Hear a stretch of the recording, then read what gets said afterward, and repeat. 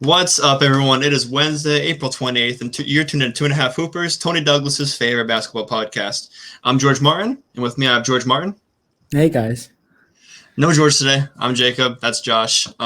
George missing his second pod in a row after being the Iron Man for the podcast. Not good. Also, I wanted George here when I did it, but I want to give a round of applause to you, Josh, to complete the solo mission. Last podcast. The weekend recap because me and George were out of commission. Fighting the good fight. But yeah, I really appreciated that. But that was a good episode. We got a good one here. Recap last days of ball.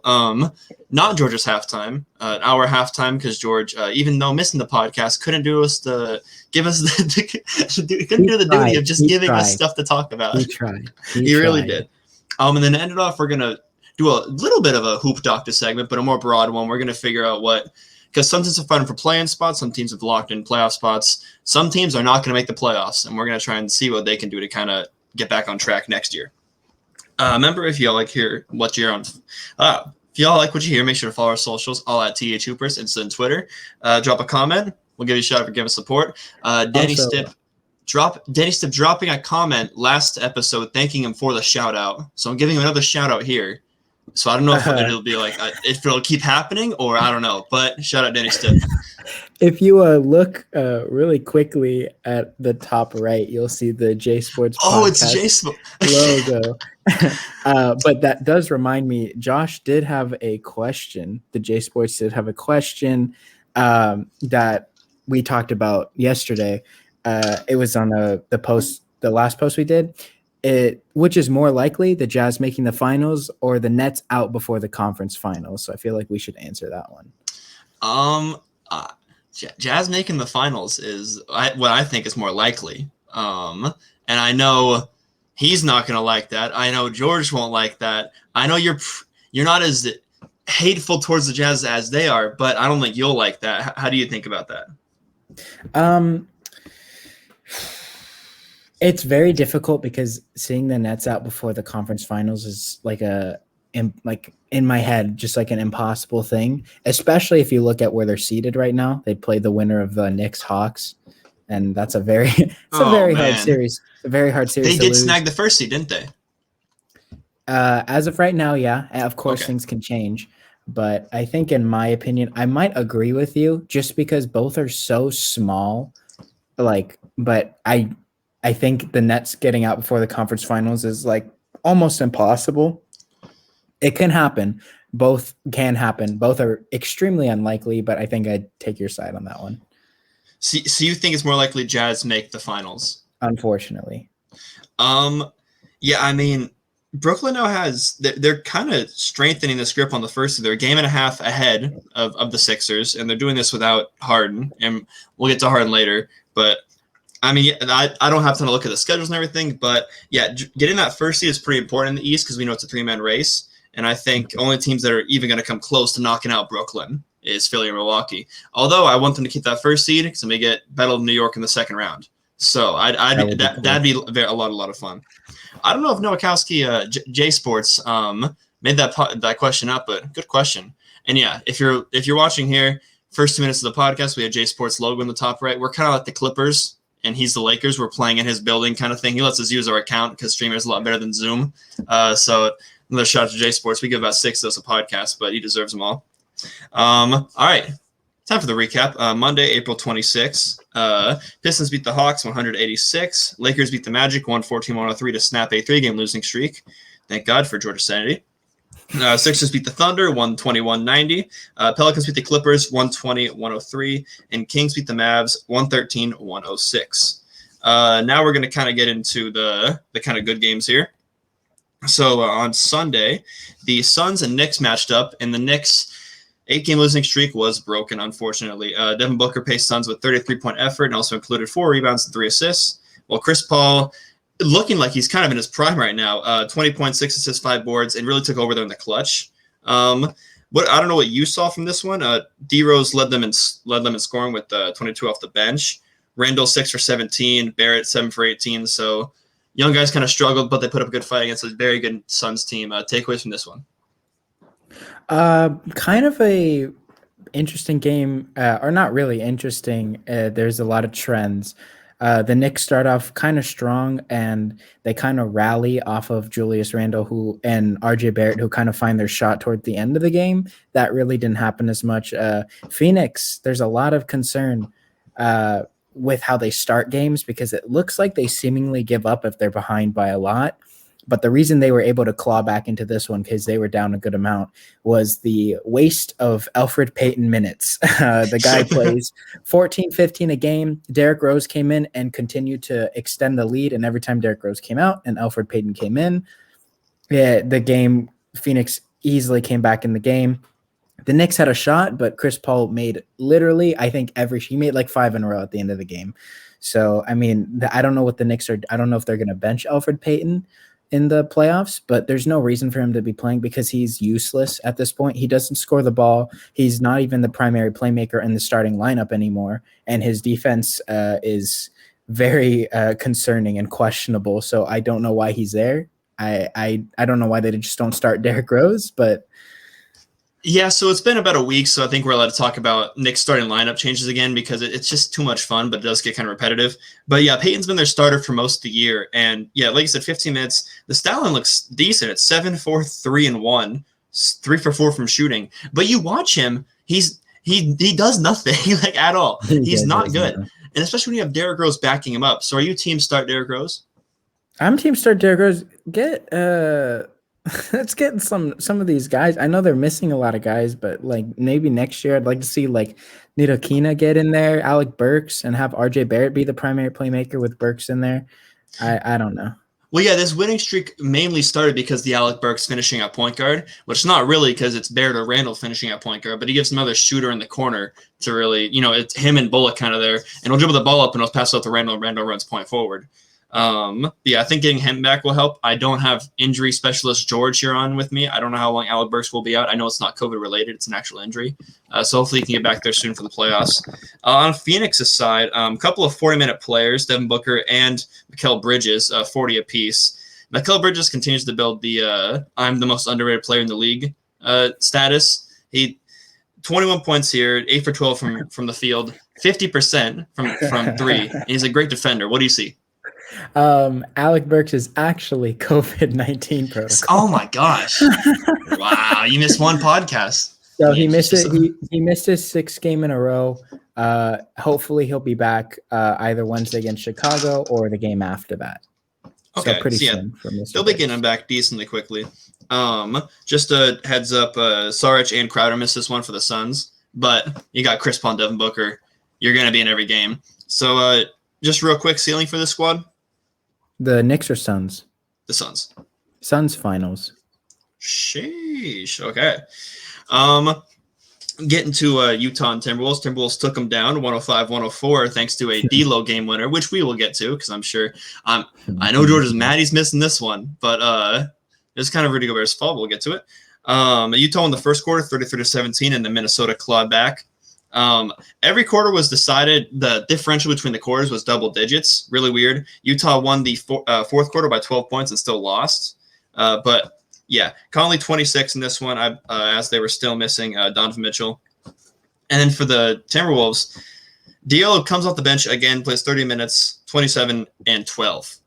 In good shooting. Really got Karl Towns going there as well, although Karl Towns' 13 shots isn't what you want. Anthony Edwards took those shots, 5 for 17, but that's how Edwards rolls. What did you see from this one, just broadly, and then we'll break down that last play? Broadly, man,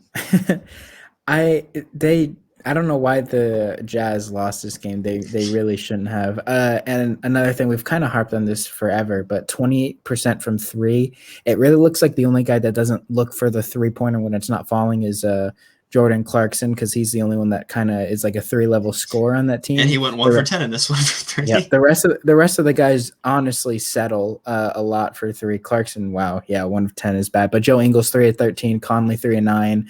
Bojan 1 of 7. Like these are like they should be trying other shots, because if you look at it, Joe Ingles shot 1 shot extra that wasn't a 3. Conley had 10, which is good, and Bojan 4.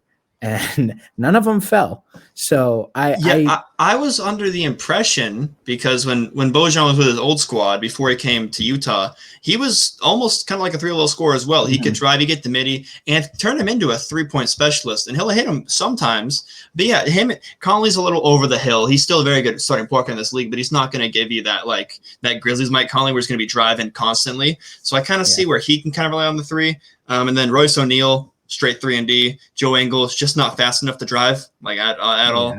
And then Rudy Gobert gives you nothing on offense besides lobs. So it's kind of up to Bogey. He didn't miss today. Yeah, he did. Yeah, it's kind of up to Bogey. I think Bogdanovich to kind of take over that 3-level scorer role when Mitchell's out, and he's not doing that. Like you said, 1 for 11 from the field, 1 for 7 from 3. At some point, you just got to start driving, and you're going to get foul calls, and that's kind of how it goes, though. Now we'll kind of take a look. So I'll kind of break down the last play. 5 seconds left, Minnesota down by 1. Karl Towns sets a screen for D'Lo, or maybe it was vice versa. But anyways, Conley and Gobert misread the switch. D'Lo got maybe the easiest game winner we've seen in the past 2 decades. Just a simple layup. No one was near him. Rudy Gobert, I think, has a 10-foot wingspan. Couldn't recover in time. And I mean, so what did you kind of take from that last play? I know you'll let me hear it. Ben Simmons would have done the same thing, I swear. Ben Simmons would have done the same thing. Karl Anthony Towns, 21 and 11. And no, Ben Simmons wouldn't have done the same thing because Ben Simmons doesn't look like a lost sheep on the perimeter. This actually put Dikembe Mutombo's number 1 player and the defensive ladder to Ben Simmons, this one play right here.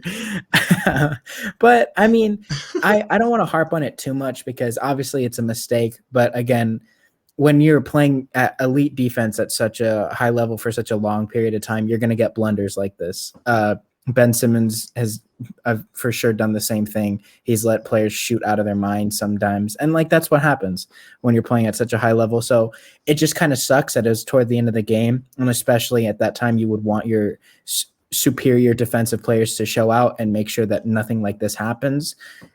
So this is not a good look for Rudy Gobert, I think. I think it's just more the fact that he's kind of letting them get back in the game. Cat was playing really good. He didn't settle. He was not making the 3 ball, which Gobert was kind of giving him toward the beginning. So he just went right at Rudy and kind of got what he wanted. So I think that's kind of the bigger story, or what should be the bigger story. But obviously that backdoor cut, that's like a middle school move, man. That's something a rec league coach. To keep it a buck, I don't love Rudy Gobert, but I think I need to give him more credit than he deserves because you guys don't give him enough credit. So I'm always coming to his defense. And I was seeing in the chat, I'm like, yeah, it's podcast day. We're going to talk about this game. I watched the play for about 5 minutes straight. Just keep rewinding. I was like, can I palm this on anyone? Mike Conley switch? No. No, it's Rudy Gobert's fault. Because you see Mike Conley constantly looking back too, waiting to hear, are we going to switch? Are we going to switch? Rudy, mouth shut, just looking ahead. Oh, yeah, I'm going to guard Karl Anthony Towns because he's going to shoot a Reggie Miller bank shot against the Nets three-pointer and win it. Oh, no. And props to Ricky Rubio, too. It took the whole 5 seconds, was waiting for that play to develop nice, and he got the job done. One thing, do you think that was the T-Wolves were like, we're going to target Rudy Gobert because of his defensive IQ? We're going to put him in this kind of screen thing to get D'Lo this open shot. Or you think it was just this is our go-to play, 2 best players, one cuts up, one cuts back, and it just happened to be D'Lo? I think that if they weren't game planning for that potential switch, it would already have been in one of their hands.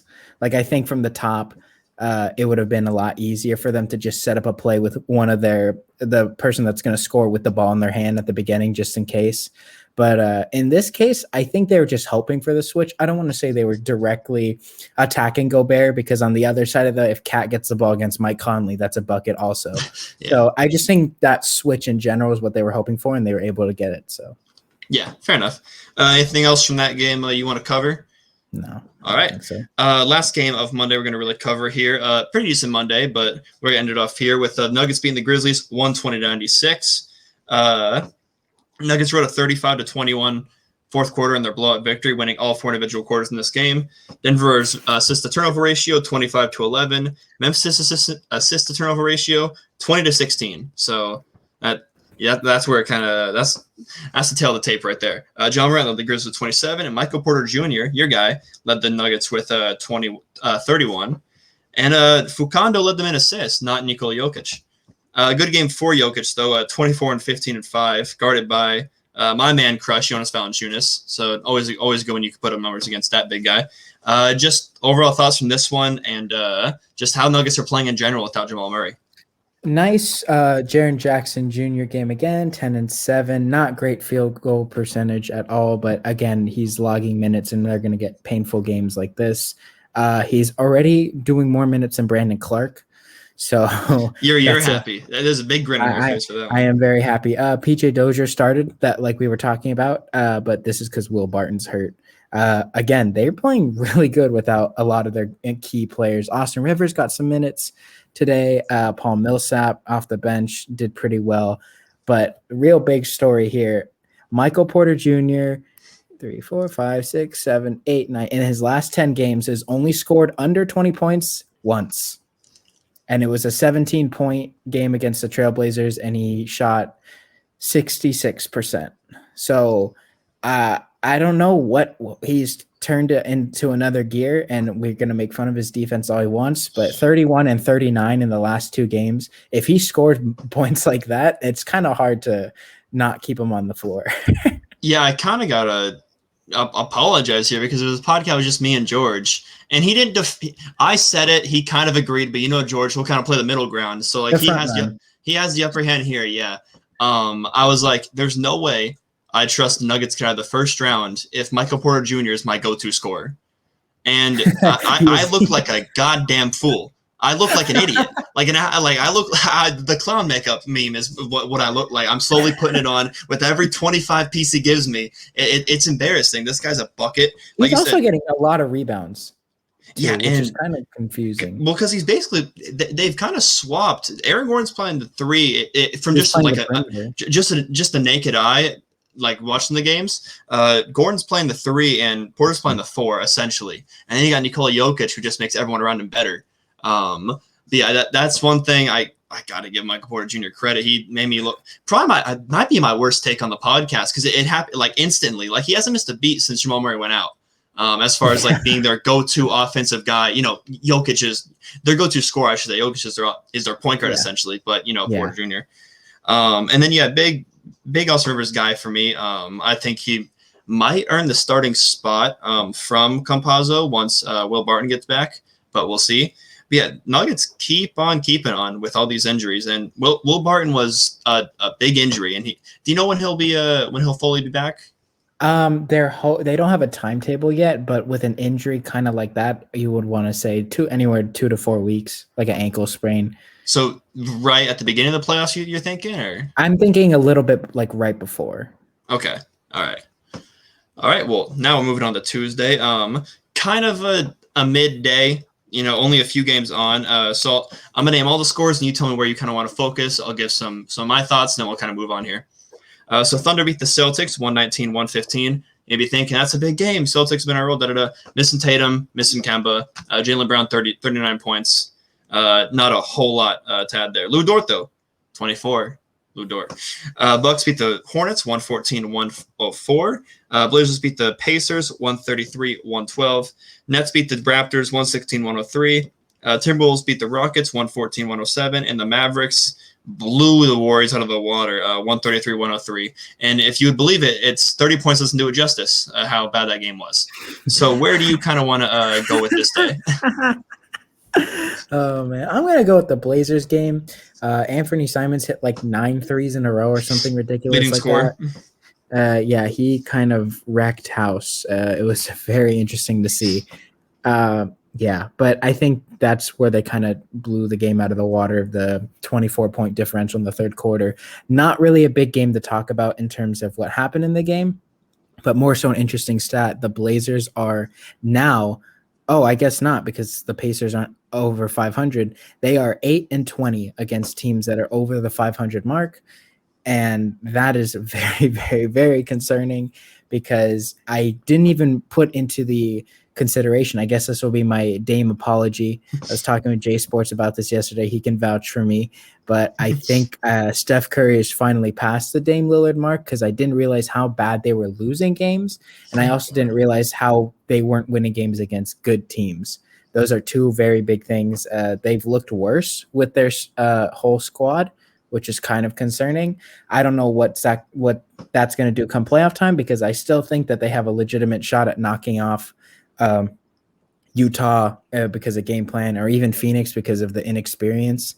But again, they have not looked good, especially against good teams, and that's very concerning. And who knows, if Anthony Simons doesn't get it going the way he did, the Pacers might have beat them without Sabonis. Yeah. I mean, this is just a weird, like Enes Kanter, 15 minutes off the bench, 12 and 14. He can't drink water, man. He can't drink water. Exactly. I mean, like, why do you think? Because it's a good stat. I kind of said the Heat are the perfect 500 team. They do who they're supposed to, and they lose to who they're supposed to. The Blazers are kind of on that track too. They're 5 games over 500, but like you said, not too great against teams above 500. And then you see, they kind of kick the Pacers in the teeth here. And you don't really see the Blazers get upset very often.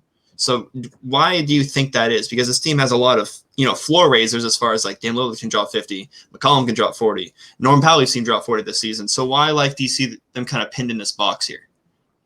Because they only play one side of the ball and their centers don't have stamina. I've said the Blazers, I've said this, I've put them in like their own category. It's like the Portland Trailblazer category. It's teams that in the back of your head, no matter how good they might be winning games, you just know that they don't have enough steam to make a legitimate run at any sort of finals run. I don't think that this team has had enough steam for the last 3 years. As much as I would love them to be in the finals, and as much as I think that they have a really, really, really good team, I just don't think they have enough steam to make that final push. Do you just came to my head just because of how you described them? Do you get Clippers vibes from Lob City Clippers vibes from them as far as what their ceiling was most years? And I kind of feel like that 2015 Clippers team was probably the one to win if they were ever going to win it. And that the Blazers team that played the Warriors that got swept in the conference finals, that was kind of their year to win it. And now they're just kind of treading water until they blow it up. Do you kind of feel that, or were the Lob City Clippers just a little better? I think the Blazers suffered a lot considering the fact that they played in the generation of basketball where there was a literal super team, the definition of the super team, they had to play against. But I don't know. I don't think I put them in the same category because the Clippers, it was like sheer disappointment. Whereas the Blazers, like if you take away some of the competition, we're looking at a different story. I think it's kind of more out of their picture. Like they're good, but there's just better teams. Whereas the Clippers, it was like they were the better team and they just disappointed. So the difference is expectations. I wouldn't say expectations. Yeah, I guess that's a good way to put it. Actually, the more I think about it. All right. Well, thank you for the Blazer talk. I'll kind of just kind of run down a few things. Nets, like I mentioned, number 1 seed now. After just kind of holding on to it, this Raptors win, and it's weird because Nets are not going to really prove a whole lot because it's time for playoff time. They've played 7 games with their stars, so they're kind of treading water right now. But you just get these games where like Jeff Green, 22 points, leading scorer. KD, 17 points on 7 shots. Just like they just keep showing you how many good players they have and what their ceiling really is. And their ceiling is sweeping through the entire playoffs just because of how talented they are. And then I just want to touch on the Wolves right here. I believe, let me get some stats up. 6-4 in their last 10. 6-6 since D'Lo came back from his knee surgery. They've won 3 in a row. And now I'm looking at the standings. They are one of 2 teams to already be ruled out for the playoffs, but we know they're bad. That's how it goes. They're kind of putting in jeopardy though their top 3 pick because it's looking like Rockets. I don't spoil it a little bit. Shut down John Wall. So they're not playing anyone. Rockets are going to lose maybe every single game for the rest of the year. And then you got the Orlando Magic who are right on the tail of them trying to get that first pick. And the Wolves are still trying to win games because they got Cat, D'Lo, and Edwards, real actual talent, and guys that aren't just going to roll over and lose. So that kind of scares me there. Although I feel like if they lose this pick, it won't be the end of the world. But, I mean, if they keep winning, they will lose this pick to Golden State. And Golden State will have a few things to do with that pick, depending on how Klay Thompson comes back. And yeah, just to mention, Mavs now snag that 6th seed over Portland. Like you mentioned, Portland's kind of struggling against good teams. The Mavs do not struggle against good teams. Mavs haven't struggled really against anyone in this last 10-game stretch. Luka Doncic 39 points in that blowout against the Warriors on 28 minutes, 15 for 23. And I mean, the Mavs team, when this Mavs team gets it going and on the offensive end, they're really hard to stop. And I mean, Dallas held them to 0 points in the last 8 minutes of the first quarter. And they won that first quarter 36-12, and then won the second quarter 26-17. So they really put their foot down this game. And the Warriors really need this game too, just because they're kind of battling and playing. So, they're not going to be an easy W. That's what it turned into for the Mavs. So, yeah, just those 3 games right there kind of showing us the ceilings and floors of a lot of teams that were kind of breaking down as the season comes to an end. Be anything else to add from Tuesday? No. All right, well, now we'll get to the halftime report. It's called the halftime report for 2 reasons. One reason tonight, it's halfway through the show, so I believe you wrote it up, so I'll let you handle the honors. Alrighty, so we have a few things to attack, not too many. I think that it's about time we kind of bring this one up. So the first one is from the Mavericks-Warriors game. It was kind of dead time. Jordan Poole makes a drive. Boban kind of hits him a little hard. He falls really hard. That was kind of where most of the impact was. And Boban gets a flagrant 2 for that. And a thing that I saw on Twitter, because I had to do a little bit of George research. Yeah, you got to get in the mind of George. In the past week that the Mavericks have played, Boban's done that foul or similar-esque 3 different times, and the 3 different rulings. Flagrant 1 for the first time, common foul for the second time, and today a flagrant 2. I think that the officiating has had its concerns, and suspicious referee games have been definitely in play in terms of this season.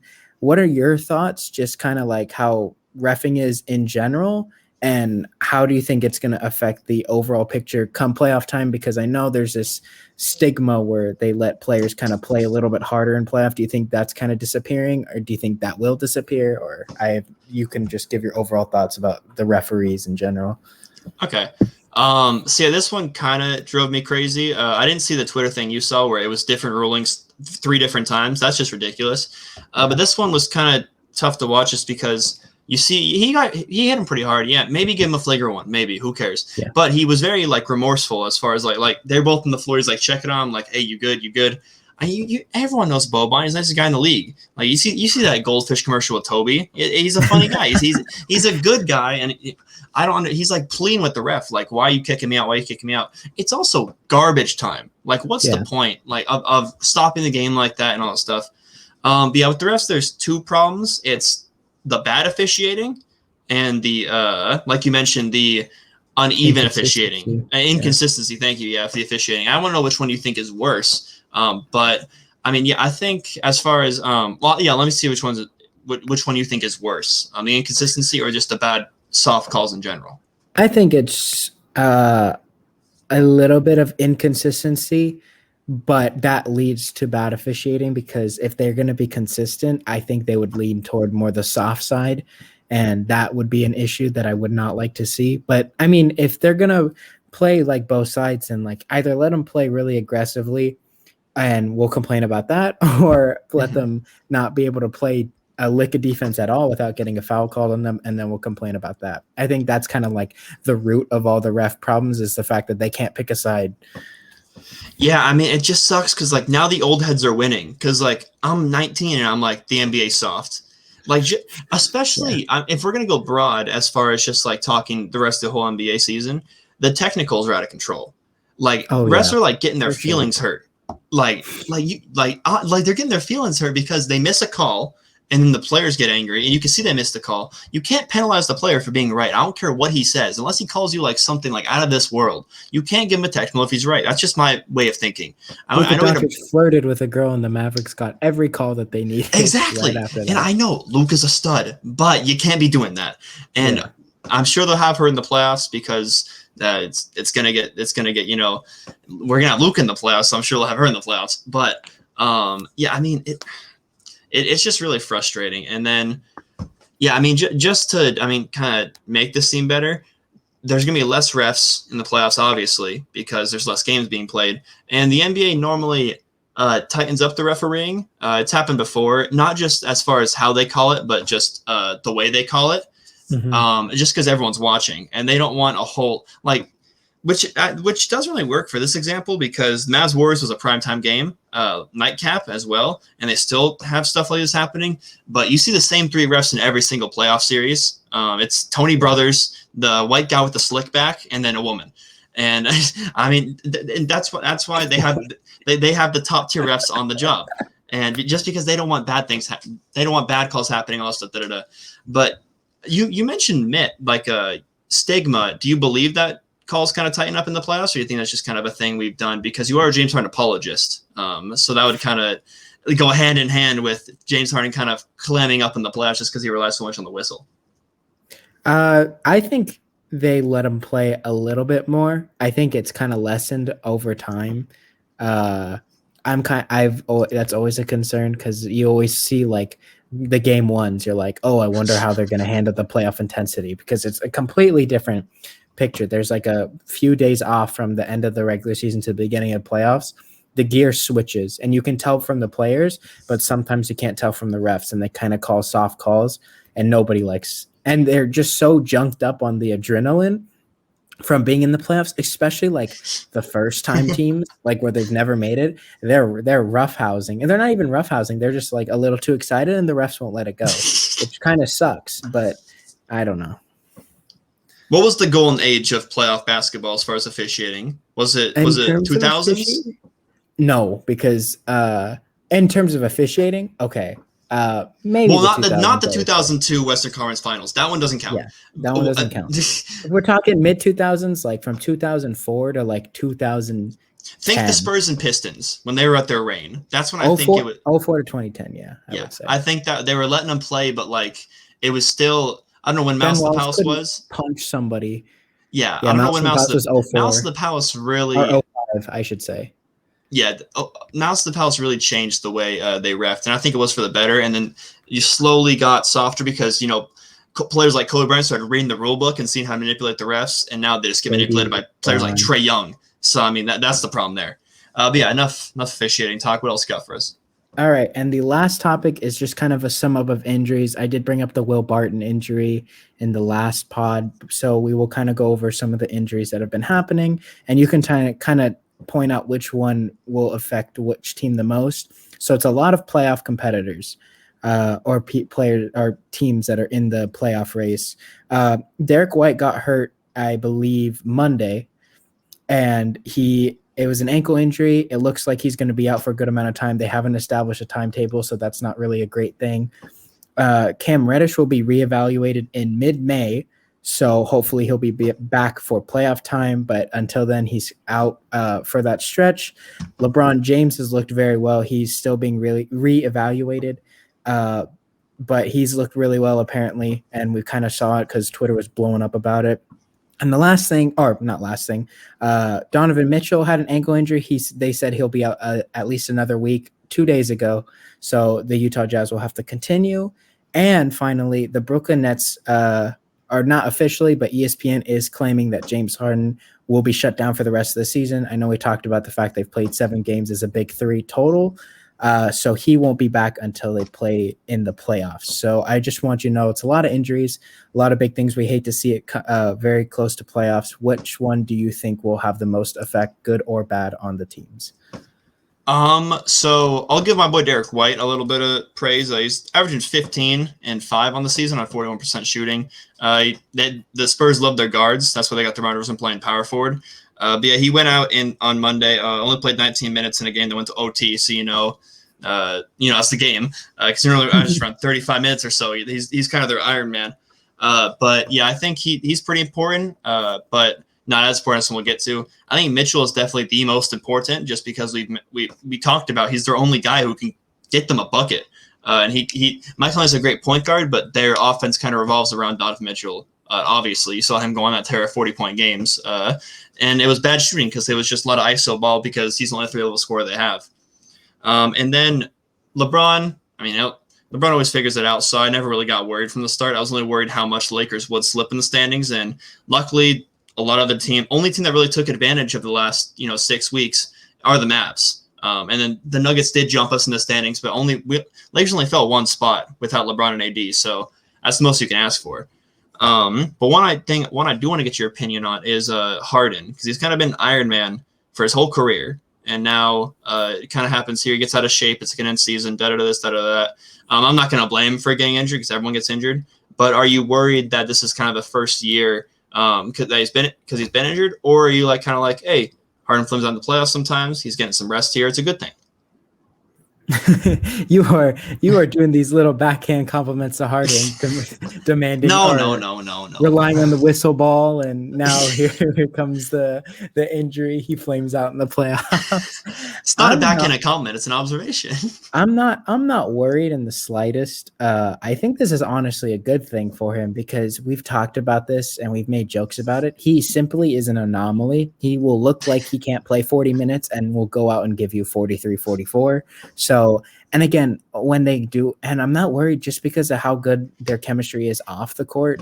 I think they'll be able to get it. I think that's the harder part of chemistry, making it work outside of the court. I saw an interesting report that Luka and Porzingis do not hang out outside of their basketball games and practices, which is a little concerning. This is not the case with the guys in Brooklyn. They look like they're all cheery. They have a good time with each other.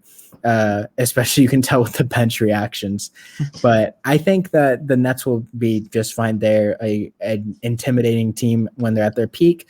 And if Harden needs a first round to get back in shape, so be it. They're going to play Miami, Hornets, Indiana, one of those teams. Katie and Kyrie could beat those teams without Harden. So if Harden needs that as a warm-up series, I'm all for it. I'm not worried in the slightest. Look out, though. George said he'd take Miami over the Nets if they don't have Harden in the first round. Yeah, but he wouldn't take Miami over Milwaukee. So yeah, exactly. That's how George works.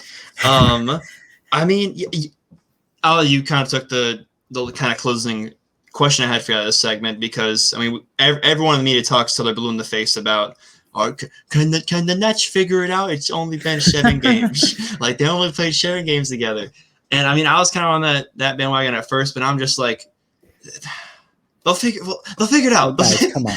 They'll figure it out. And I think you make a good point, Harden kind of having a warm-up series against a team like, I mean, yeah, let's see.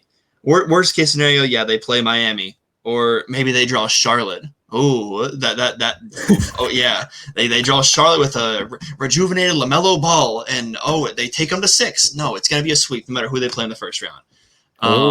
So yeah, you heard it. I don't think it'll be a sweep, but it'll be. You think they're dropping game 1? Maybe they might. I don't know. They might pull. Maybe Kyrie pulls LeBron, kind of a feel out game. See what do I got to do here? We figure it out. The Kyrie feel out. Oh, yeah, no. The Kyrie feel out.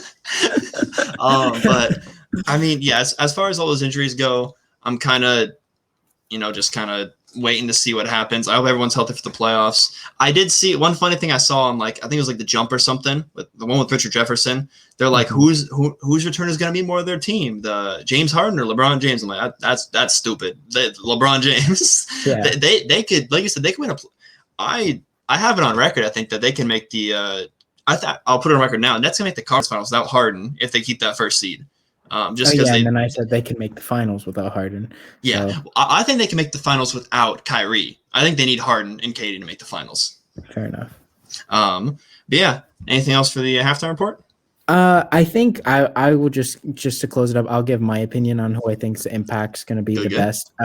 Obviously, it's kind of a no-brainer. LeBron James is such a crucial part to the Lakers. I'm just a very, very smidgen worried. And it'll get evaporated when he does return.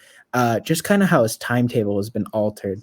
He is LeBron James, but once again, he is a 36-year-old male who has spent most of his routine playing aggressive in the first half of the season and then kind of laxing in that second half and then becoming a different breed in the playoffs. And that's kind of been his timetable. But here we are. I know this has affected a lot of people, but he is older than most of the guys that are competing for that superstar number 1 spot for a championship hopeful team.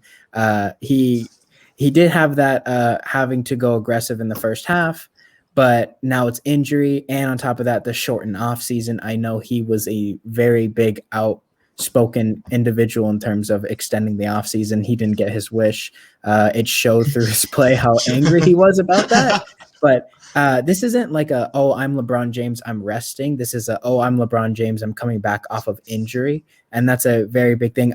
My biggest concern is re-injury aggravation. It's not really if he's going to come back to play, because obviously he's going to. I'm just worried that when he does press the gas pedal, the engine doesn't start. That's my big thing. There's a fluke. That's the big thing, just because of his age. But again, he's LeBron James, and everybody's going to have that concern no matter how many games he's played in a row. So it's just a very smidge injury, but just because of how important he is to the Lakers championship run, I think that's always something I think about in the back of my head. Yeah, I mean, he is LeBron James, but then again, he is in year 18, probably older than your local middle school PE teacher. And I mean, it's just wild to think about. Not Mr. Shout out Mr. Oh my God, Mr. Starkins. That guy always was good for a joke. He really was. My God, I love Mr. Starkins. But yeah, I mean, injuries are gonna happen. You have to hope they're all healthy. I am with you on the re-injury for LeBron, because the only real major injury he had was coming back from the groin, and it didn't go well. He couldn't get the Lakers to the playoffs, and no one could really do that because Lakers the 2019 season was hell on earth. But normally you say you put LeBron in a team, he gets to the playoffs, and he didn't look great after that groin. But then he had last year, which was an MVP season. He had this year, which was looking like an MVP season. So he's got to hope and wait. He's looked good, especially in the warm-ups too, but I'm going to do a little George. Oh, it's a lower body, and especially it's all connected. Because ankles, like, you can be perfect for 47 minutes and 30 seconds, and one play just ruins the ankle. So again, that's the reason I didn't get any scholarships. I got ankle problems.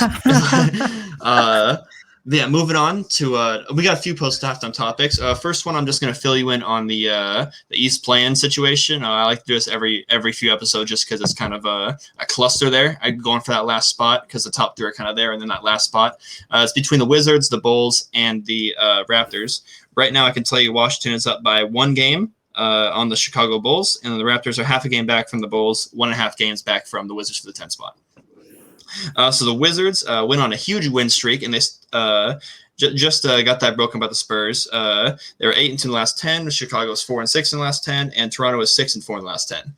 As far as games that happened, Wiz lost a thriller to the Spurs in overtime, 146-143, thanks to my boy DeMar DeRozan. Missed that clutch shot, but 37 points in the W. Barely had over 40. Raps beat the Cavs, 112-96, but then lost on a back-to-back to the Nets, 116-103. Like I mentioned, Uncle JG, 22 points in the W. And the Bulls beat the Heat in a pretty impressive game, 110-102. Bulls are still missing Zach LaVine, but they're they were on that huge losing streak, and they're kind of stringing together games on a 1-game win streak now, and 4-6 the last 10, like I mentioned. Is it changed? I'm still Wizards gang. Who is getting the last spot? Who you got? I'm gonna also take Washington. They've just been on a tear. Russell Westbrook's playing out of his mind. I think that they get it. I don't think they go anywhere with the 10th seed. Everybody on social media is like, "Wow, it'd be such an epic story time if Russell Westbrook somehow snuck into the AC and they upset the Nets in the first round." And it's like, "Okay, buddy, wake up." Yeah, that's not a story. That's not a bedtime story. That's a dream. The dream is ending. I think they get the 10th seed, but I don't know if they go too far with that. Yeah, I have Wizards getting the 10th seed, but then I'm in literal purgatory because I have to choose between who's going to win in the one game, Indiana or Washington Wizards, and that's not going to. I love them both so much, but I mean, yeah. Right now the East playing Miami 7, Charlotte 8, and then Indiana 9, Washington 10. Miami and Boston, they're going back and forth just because Boston's on that 3-game losing streak as far as who's going to get that 6, who's going to get the 7. But yeah, I got Washington. I'm sure George does too. And I know Jace. Does J Sports have it? I don't know if who yes, he does. Okay. Yes. So it's looking like the one good opinion I've ever had. It's the Miami Heat Dark Horse Finals last year, and then Washington Wizards sneaking into play-in. After that, nothing good has ever happened when I start talking. Now, so last thing here before the look ahead. Your idea actually. So I'll let you kind of take the lead on this one. Okay, so we have about 4 different categories, I would say, in both conferences. We have the playoff seeding, the 1 through 6 seed. They've shown kind of why they're there. And then we have the play-in teams, the 7 through 10, the teams that need a little bit more oomph, but they have shown and have proven their worth. And then we have the 11 and 12 seeds just out of the play-in. They are the disappointments or lacking something that needs to be retooled. But again, there's not too much doubt that eventually they could get in the position if things go right. And then we have the bottom of the barrel, the dumpster fires. I think in both conferences, that sums up the 13th through 15th. So for the East, it's Cleveland, Detroit, and Orlando. And for the West, it is Oklahoma, Timberwolves, and the Houston Rockets. So don't want to get too far in depth because I know when we run out of dry or when we go dry in the off season, we're going to want to talk about retooling these teams more specifically. But I guess I want to get your opinion in like a couple sentences or so, what each team should look for in the off season, whether it be a draft pick, whether it be a certain type of player build or anything like that. So I'm going to go ahead and start with the Eastern Conference. We'll start with the 13th seed. We can just bounce back and forth. I'll let you go first, and then I can just go just like a couple sentences, like 1 or 2, like like a stoplight paragraph, like that kind of thing. Yeah. So did you want to start with Orlando? We can start. We'll go from the top. So okay, so the 13th to the 15th. They are technically the closest to that next category. Okay, so yeah, for Cleveland, I think their backcourt is set, but they did kind of give up some 3-and-D potential with that Kevin Porter Jr. trade. And I know it might go down as a horrible, horrible trade, but it had to happen just because of the whole drama off the court. And he's more than a 3-and-D, but he gives defense and he gives, shooting. He's also a pretty good 3-level scorer. So with their draft pick, or maybe in free agency, I think they need to treat it kind of like how the Wizards did, the Hornets did last year, and either, overpay to someone who you're not going to get, kind of how they did with Gordon Hayward, where only reason that players are coming to the Cavs is for money. They're not going to come there because they want to. But yeah, I think they only need to either overpay for like a wing in the offseason or need to draft one. And then also, we didn't mention this in halftime, but they got to get rid of Kevin Love. He threw an absolute temper tantrum in that game. Like, I don't know if you saw that. Like he was like, that was embarrassing. Like, it's his fault he's there. Man, he's sad. It's his fault he's there, though. He took that big ass contract and he took that picture with the contractors, like, oh, I'm happy to be in Cleveland, this, that. And now he's freaking out. It's all a facade. He's I believe he's coming up probably on his last year of the contract. So it's definitely buyout material and maybe even tradable, although I can't really think of a team who's dire for a Kevin Love. But maybe yeah, and I think you need to buy out Kevin Love and get rid of him. Okay, that's fair. As my opinions on Cleveland, I like Okoro a lot more than most. I think he shows true defensive potential. His jump shot still needs a little bit of work in terms of consistency, but I think he's shown flashes. I'm a big person in I agree with you on the buyout Kevin Love. Get him out of there. He doesn't need to be there. He doesn't want to be there. So move on. I think that the Larry Nance, Jarrett Allen combo cannot work in this set of NBA. So I think that Jarrett Allen's a more important, valuable piece for them. So I would look more for a stretch 4. He's also younger, so I agree with you. Yeah, so come into the draft. I would love to keep Larry Nance if you would want to keep him off the bench because he can play the 5 because he has the length for it. So if he's like a backup to Jarrett Allen, that could also work. But I think just in this day and age, having 2 players in like 2 big men that can't really shoot the ball or kind of extend and be a threat on the outside is not really going to work unless you have phenomenal unless you have the Nets big 3 and then two duds that can't shoot threes. But I think they need to look for kind of a stretch 4, and I think they need to buff up their bench a little bit because they got a bunch of nobodies. Their starting lineup looks pretty decent. I think that with a little bit of consistent minutes for all 48, they'll look a little bit better next year. Fair enough. All right, so yes. Moving on, the Detroit Pistons. So I think I'm looking at the roster right here. One is just kind of get healthy. A lot of Killian Hayes' rookie year was taken away due to injury, and he was kind of considered like, he was high risk, high reward for the draft. I think they took my number 7. He's a point guard for them. I think you just see what you have with him. So I think you just start him next year, and that they got the head start on that by getting rid of Derrick Rose. And then I think you need to kind of give the ball to Jeremy Grant and see if he can really run that point forward role and see if it's just empty stats or if he can stay as efficient. So as far as getting players, I think they need a secondary creator in the guard slot. And I don't have a specific player because I'm not huge on the draft, but I'm sure a guy like Cade Cunningham or Jalen Suggs can really get that done. And they will have a high enough pick to maybe get one of them. Maybe you could help me out there because I know you follow college more than me. But is there a guy maybe specifically they need to target on the draft, yes, guard-wise? Yes. So the number one thing I would say is start Killian Hayes. They've been playing Corey Joseph a lot. And, if you're going to suck, you might as well suck. Yeah, no reason to do that.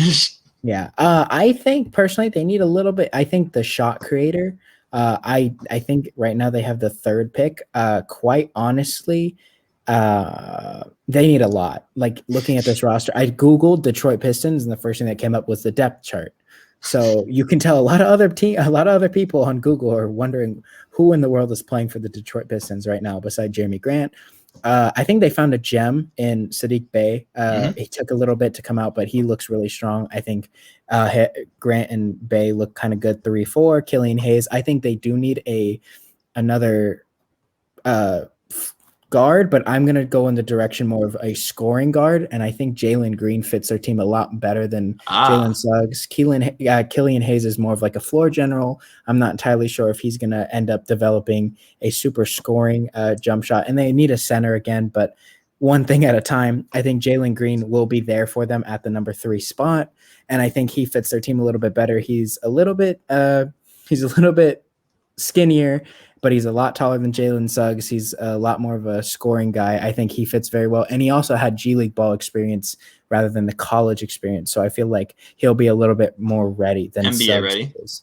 Yeah. And in the East, if you get an NBA ready prospect, you can maybe make the playoffs. Look at LaMelo Ball, just because it's so kind of top heavy there. Exactly. So, I mean, again, with a lot of these teams, it's buffing up bench, but I think that Jalen Green fits their team a lot more than Suggs. I think I'm one of the few that agree on that because Suggs is probably the better prospect, but Jalen Green might fit their team a bit better right now.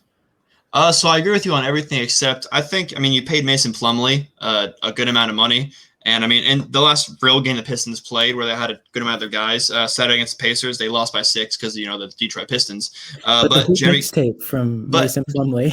Jeremy Grant, 25, and then Mason Plumlee, 17 and 21. He's kind of like you're paying him. There's no reason to, have him ride the bench. He's going to give you decent minutes. Just stick with him at the center spot and kind of, like we said, go after a guard because I'm big on Killian Hayes. I'm a big Killian Hayes guy. I don't watch college basketball, but when players get drafted, I do my research, and I liked what I saw from him in college. So I think you hit on the nose. There's kind of a floor general, so get a guy like Green. Killian Hayes didn't go to college. He's overseas. See, I could say I meant that, but I didn't. So let's move on. Orlando Magic. I'll let you go first. Orlando. Let me look at the roster real quick. So we'll just do a quick recap of what Orlando did. They gave up literally everything that breathed, I guess, for them, and they kind of got left with a bunch of guys that are angry right now, but they look pretty young. I think they need to find an identity guy. I don't really know who. I don't really know what they could possibly get. But they are slotted at like 4 right now, I believe. Or no, I guess now they're slotted at 2. But it looks like a bunch of guys that kind of will put in effective minutes. But if you're looking at the guys that are kind of stick out, we have Cole Anthony, Markelle Fultz, RJ Hampton, Wendell Carter Jr., Jonathan Isaac. None of those guys scream like, oh, I'm the number one. I'm the guy that's going to make it known that I'm the number one. We got a lot of good number 2 options and number 3 options. I think that they should maybe package some of the younger guys to a team that might have a couple struggling identities and just get a guy that really says, hey, I play for the Orlando Magic and is kind of proud of it because Orlando, they haven't had an identity since Dwight Howard. So, well, their identity the last few years was they were like, we're the 8th seed. Hell yeah, we will be the 8 seed, and we don't care who says anything about it. We are the DJ Orlando Augustine Magic. was their identity. Yeah, yeah, I agree with you there. One thing, they got to find a good team doctor, because Isaiah Isaac or Jonathan Isaac cannot stay healthy. He simply can't. And I know we both like Isaac and his defensive potential. He's definitely a starter in this league, and he could maybe snag in a few all-star teams if this team can play good and he can stay healthy. I kind of like your idea there of kind of swapping, our young guys struggling, or we don't have anything to do with Wendell Carter Jr. Can we take that guy off for hand, like a Bull, maybe, I don't know, like something like that. Just, exchange for players that neither team really needs. Can be a win-win trade. And then also just get Terrence Ross out of there. There's one more year of straight losing in Orlando, and Terrence Ross, bless his heart, won't request a trade because he likes playing there too, but he's also going to win you games. So you got to get him out of there, and maybe do him a favor, get him to a contender for maybe they want to drop you late first.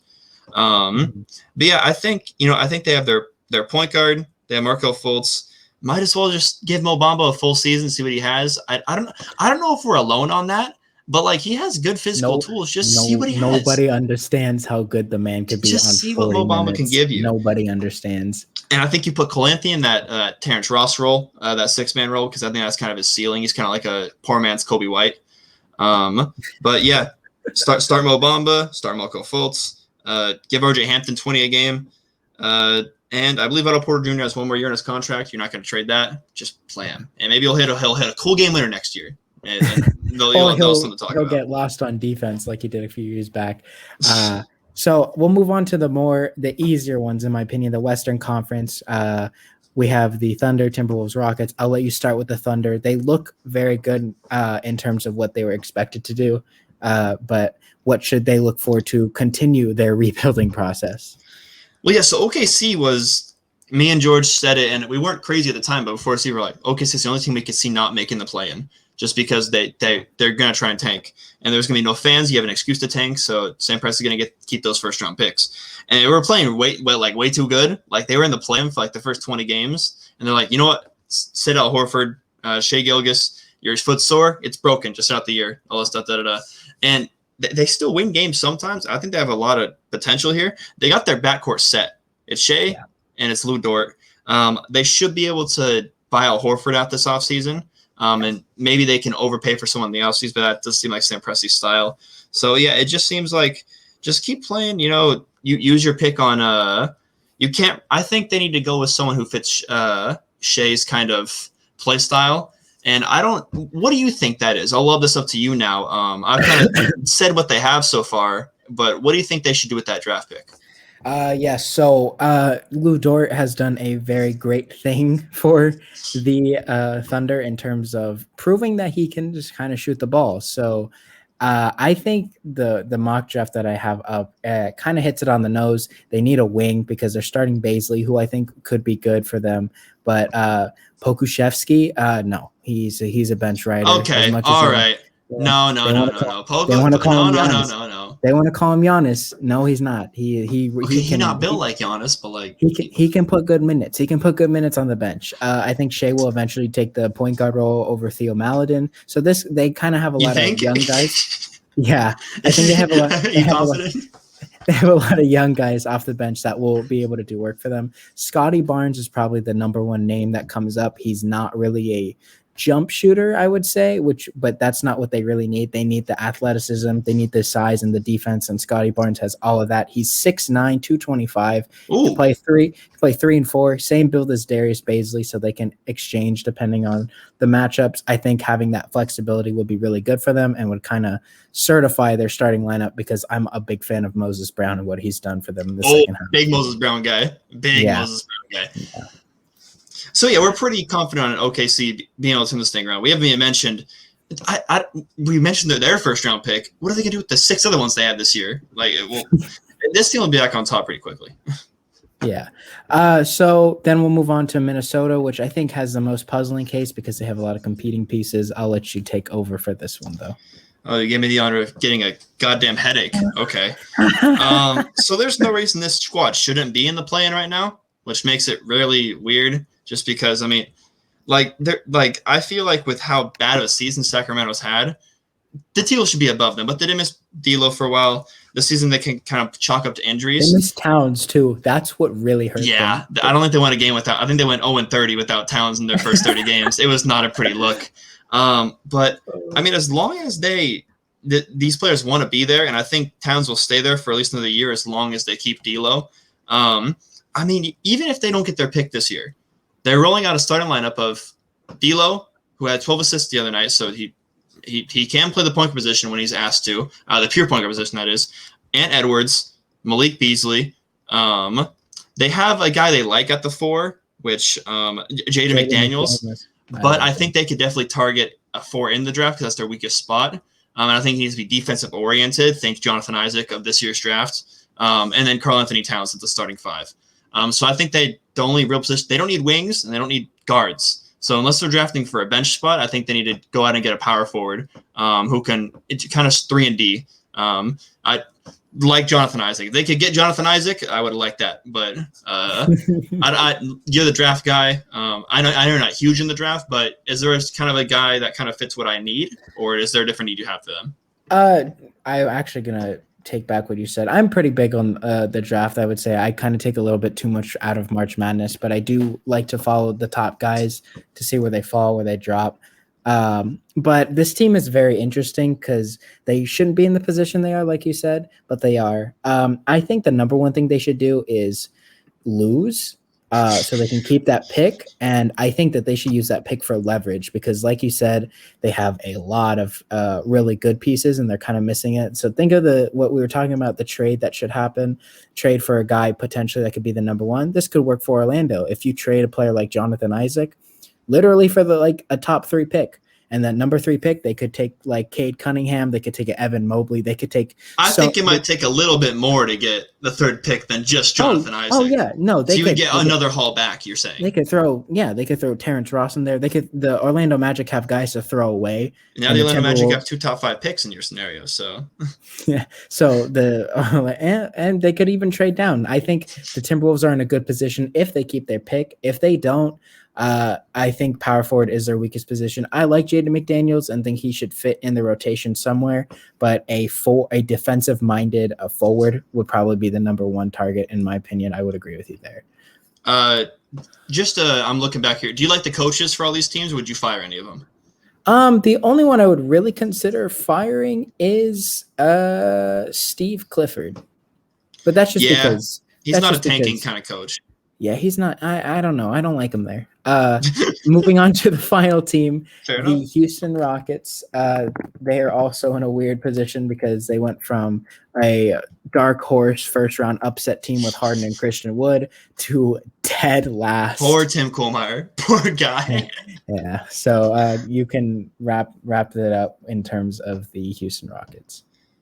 Well, with these teams, I was able to figure out if next year is going to be a losing team, another losing season, a la the Magic, or if they're going to be able to push for a spot, a la the Timberwolves. I don't know with this team. Christian Wood, who has been back and playing well, doesn't translate to wins because he's not that guy. He's a fringe all-star, but he's not that guy to where when he's playing, like Karl Anthony Towns, when he's playing, they're going to win a few games they shouldn't. With Christian Wood, he's great, but he's a fringe all-star. He's not going to really push that much. I think they need to kind of clean shop. They've done a good job with that, but still guys like Eric Gordon, who I don't really know where he fits with this timeline. But I think next year, it all depends on what they decide to do with John Wall, and John Wall's contract is insane, so I think they're just going to keep him again, and they're going to push because, I mean, you're looking at it, they're going to have they have their pick this year, yeah, and they had the Washington one next year as long with. I don't know which ones they have actually though because the Russell Westbrook trade, but I know they have this year's pick, so let's focus on that. They don't have next year's. They don't? No. Okay, so yeah, okay. So now I know what direction they're going to want to go in. They're going to be playing. So you're going to roll a starting lineup of John Wall, probably targeted guard in the draft, then Kevin Porter Jr., Christian Wood, and then I think you overpay for a center in the offseason. I don't know exactly yet what centers are out there in the offseason, but I think you go get a guy who can fit nicely next to Christian Wood. And then also, I've been thinking about this for a while. Maybe you swing a trade, give the Mavericks some defensive pieces, and you get Porzingis into Houston. Him and Christian would be kind of fun to watch, just because they could both kind of shoot long ball. Porzingis more than Wood, but I think they might kind of fit nicely there, just because Christian was such a good defensive player.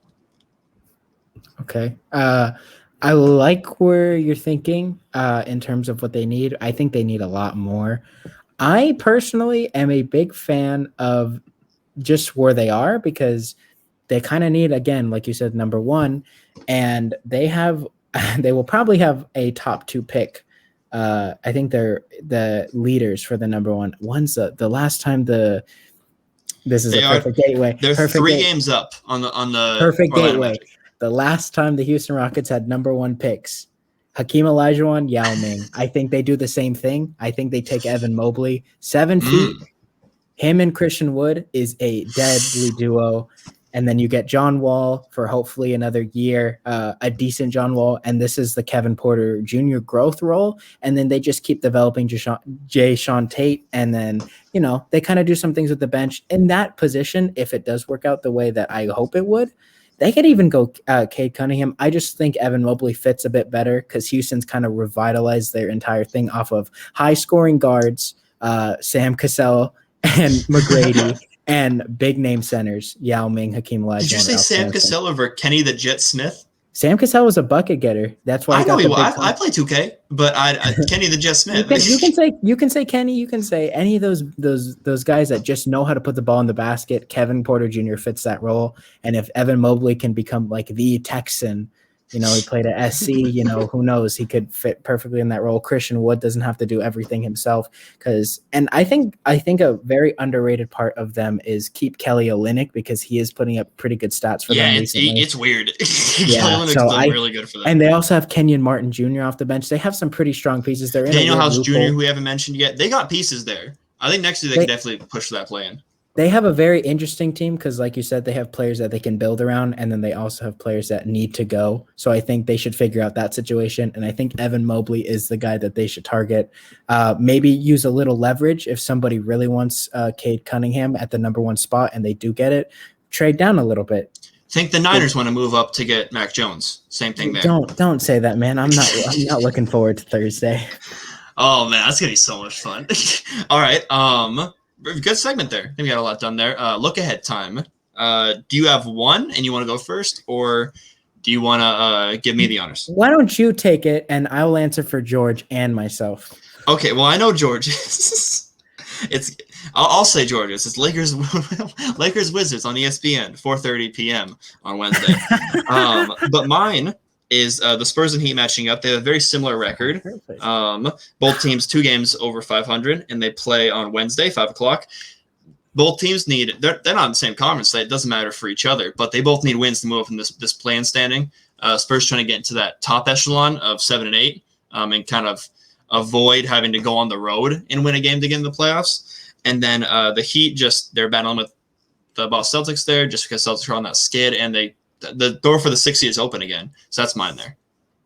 Oh, man. So this is another repeat of this week's recap, because Wednesday's loaded and Thursday looks like a hot, steaming pile of garbage. Nobody took the big game, so I guess I will take the responsibility. Yeah. I don't have work tomorrow, so I'll be able to sit home and watch the Clippers and Phoenix Suns, the number 2 and number 3 seed. If they switch, I believe the Clippers will be second if the Clippers win, because they'll have more wins than the Suns. I don't remember how that works. I don't remember if it's more losses or more wins or less losses. So either way, they'll be tied in terms of win percentage. So this is a very big game for the Clippers. They need this win. I wonder who will play better, Paul George or Devin Booker. My money is on Paul George, though. Fair enough. Pretty good episode. I'm looking at the time, 2 hours, 47 minutes. Pretty solid podcast. It was a long one. That's going to do it for tonight's episode, though. Thanks for watching and listening. If you made it to the end of this podcast, even you, Jake, thank you. Make sure to follow us at THHoopers, Instagram and Twitter. Again, to get a response, as me and Josh never caught lack without our phones. George is not really a part of the podcast. I'm messing around. We miss you, George. Get back. Don't miss a full week, or I will be upset. But other than that, thanks for being an OG.